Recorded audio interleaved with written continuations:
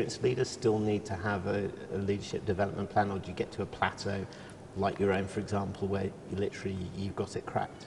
I think there is no doubt that the more senior and the older you get, it is probably more difficult to do that. But it doesn't do anybody any harm to appraise themselves of their own values of leadership.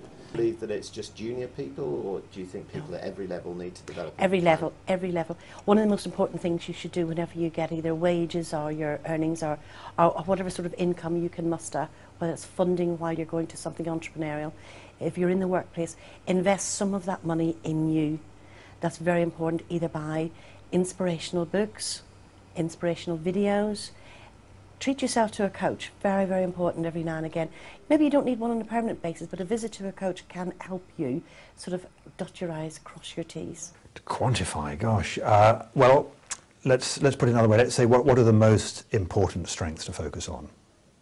And principally, these are the virtues which are recognised in your own social setting. So take, for example, one of the great leaders of all time, Nelson. He was somebody who built up both his own practice and his reputation for virtues that were recognised in his society, virtues of courage, integrity, a sense of vocation and purpose, service, and so forth. I think everyone needs a role model.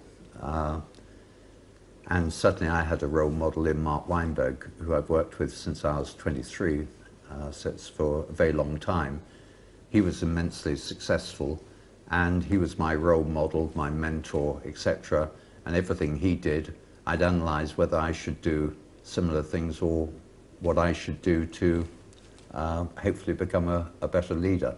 But I think unless there's that desire to be a leader and you're competitive and you're passionate about it, you can go to every single course on leadership, read every book on leadership, and the answer is if you're not interested in leadership, you won't get through the book or take anything out of it. So you've got to have that overwhelming desire that you want to succeed and be a good leader.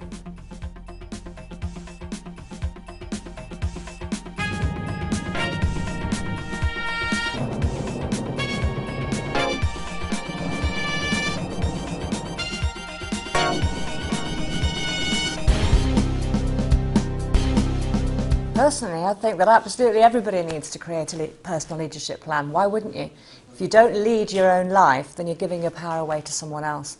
So I think it's vital that everybody has their own leadership development plan. And even if you're an experienced leader?